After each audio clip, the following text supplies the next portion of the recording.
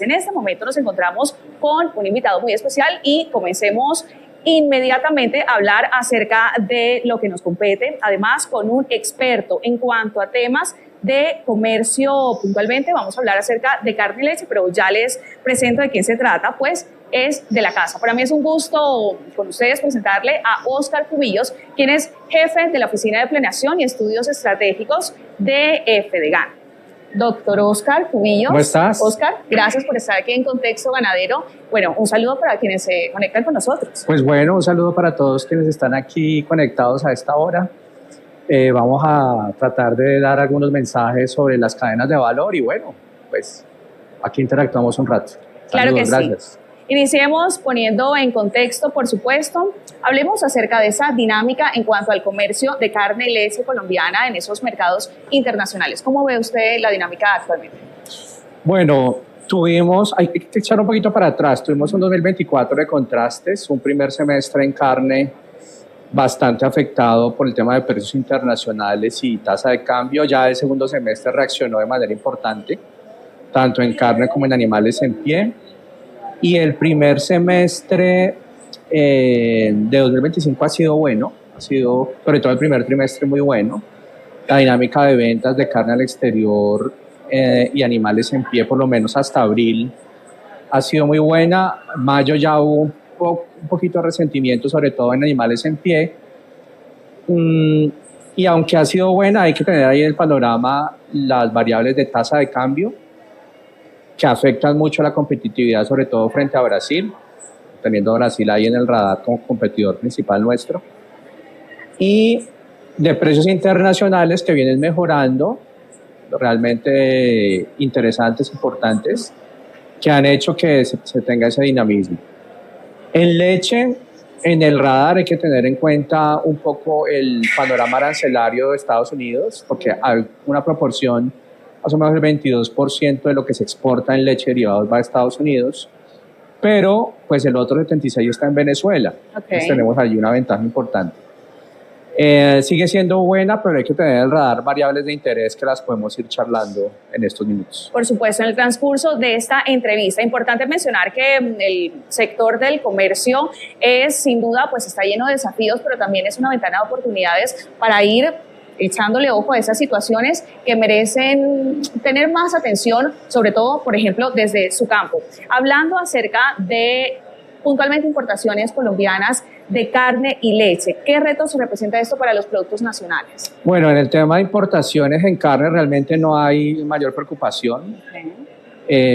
Somos muy competitivos en la producción de novillos y realmente el mercado colombiano no exige mucho de mercados de alto valor, que son una proporción muy pequeña de lo que se importa desde Estados Unidos o Mercosur, y realmente esa proporción es menos del 1,5% de la producción nacional.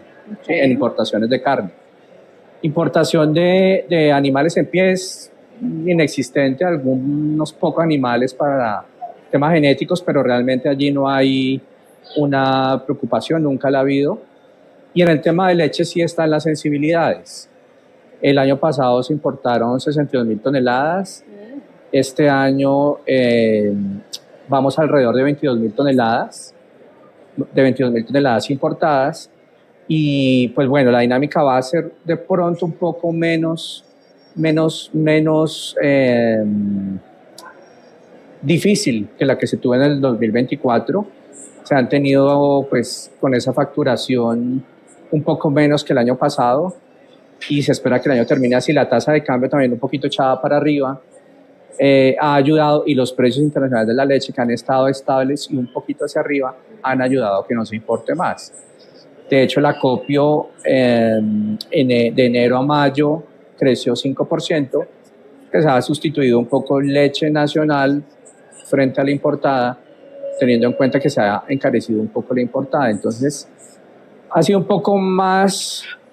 un poquito más oxígeno este año frente a lo que fue el 23 y el 24 en el tema de importaciones de leche, pero la problemática está, sobre todo pensando que el 1 de enero del 26 ya no hay aranceles para importar leche en polvo desde Estados Unidos.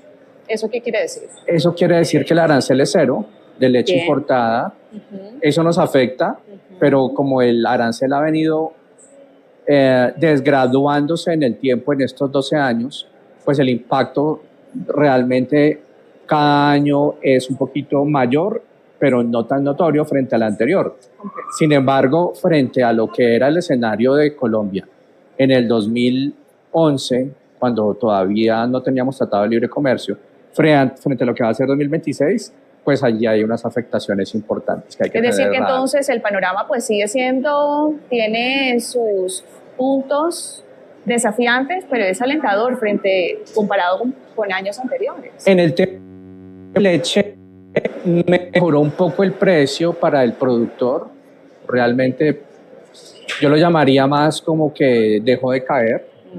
Ha echado un poco para arriba desde más o menos el mes de enero. De a poquito ha empezado a echar para arriba. Sin embargo, pues no son los niveles de precio que se tenían en el 2021-2022, de precio del litro pagado al productor. Y no van a volver a ser, porque en el 21 y 22 tuvimos unas dinámicas excepcionales del mundo frente al tema inflacionario, frente al tema de costos de materias primas, y eso hizo que el precio echara para arriba. Igual también hubo menor producción de leche precisamente por el encarecimiento de los insumos. Esa dinámica no va a volver a ocurrir, porque realmente no vemos que vaya a volver a haber una crisis de ese tipo en el corto plazo, pero por lo menos ha echado de a poquito un poco el precio que le paga el ganadero para arriba, y sigue siendo crítico, claro, pero por lo menos menos crítico que en el 23 que fue y 24 que fue muy, muy difícil la situación para los productores. Entonces sigue siendo crítico, pero pues va mejorando. Entonces, ¿qué lectura le damos como para hacer una conclusión más condensada de esa imagen que tiene Colombia como país exportador, y luego qué factores sería importante tener en cuenta para consolidar otros mercados? A ver, nosotros tenemos en Colombia el tercer mercado interno más grande de Latinoamérica, después de Brasil y México, ¿sí? Incluso nuestro mercado interno es más grande que el de Argentina. Nosotros tenemos 53 millones de habitantes, Argentina tiene unos 47, 48 millones de habitantes. Y pues ese mercado interno hay que sacarle el jugo. Está bien, claro, hay que tener presente que la dinámica exige hoy estar más conectado al comercio internacional, vender más afuera, tanto en carne como en leche. Eso será una estrategia notablemente importante y la primera en el radar. Pero la primera en el radar después del consumo interno, pero con un tamaño de mercado como el que tenemos, tanto en carne como en leche, hay que cuidarlo, ¿sí? Ahora, pues hay situaciones que no dependen propiamente del sector. El tema inflacionario en el 24 mejoró un poco el acceso de consumidores a adquirir carne, ¿cierto? En el 25 no ha sido crítico, pero han echado un poco los precios para arriba, en carne sobre todo. Y pues realmente cuidar el mercado necesita que se tengan precios competitivos, que somos un país de ingreso mediano bajo, y si los precios no son relativamente baratos, pues el consumo se deprime fácilmente. Por supuesto. Ahora, en el caso de carne, pues tenemos unos competidores que están haciendo la tarea muy juiciosamente. La carne de cerdo en el último mes echó para abajo de manera importante, ha tenido muy buena producción, y pues la gente dice, mi bolsillo no me alcanza para tal, entonces compro cerdo o compro pollo.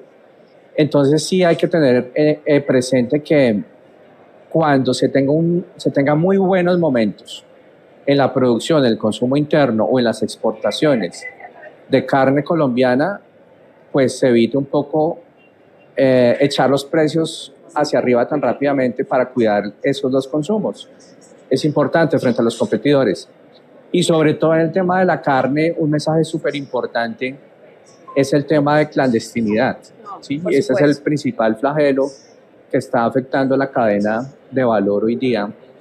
Y es que como consumidores también hagamos un esfuerzo, porque pagamos por eso y exigimos, o debemos exigir por eso, de que la carne que comemos, consumimos, pues venga de un lugar certificado, venga bien empacada, venga refrigerada, y no compremos cualquier carne que además de atentar contra la cadena de valor Por y los supuesto. empresarios, los ganaderos, pues también es un problema de salud pública. Sí, de hecho me gustaría hacer un especial énfasis en este punto que usted menciona porque es muy importante tener en cuenta como consumidor además esa trazabilidad que debe tener la carne, sobre todo pues para el consumo de nuestras familias. Ya usted lo mencionó, es el principal flagelo que está afectando entonces a todo el sector ganadero por cuanto es responsabilidad también del consumidor, principalmente a las autoridades, pero también el consumidor tiene esa responsabilidad de hacer un seguimiento a prestarle atención, en qué lugares usted está comprando, adquiriendo sus productos cárnicos. Claro, es que, a ver, como consumidores tenemos ese derecho y también esa obligación. Si algo se está haciendo mal, hay que denunciarlo. Por supuesto. Para eso existen las secretarías de salud en cada municipio, en cada departamento, las secretarías de desarrollo, las superintendencias. Y un poco a veces nos falta como colombianos dejar de ser un poco menos conformistas. Es que eso es lo que me vendieron. No, denunciemos, digamos, esto está mal. Si sabemos de lugares en donde hay clandestinidad, sacrificio clandestino, carneo, cosas de este tipo, digámoslas.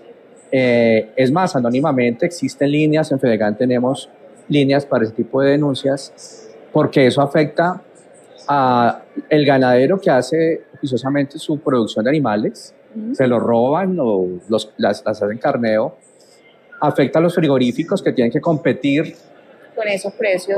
Con esos precios y con esa mala calidad, pagando un frigorífico impuestos, todo el tema de trabajadores y demás, y la salud pública. Entonces, como consumidores también estemos atentos.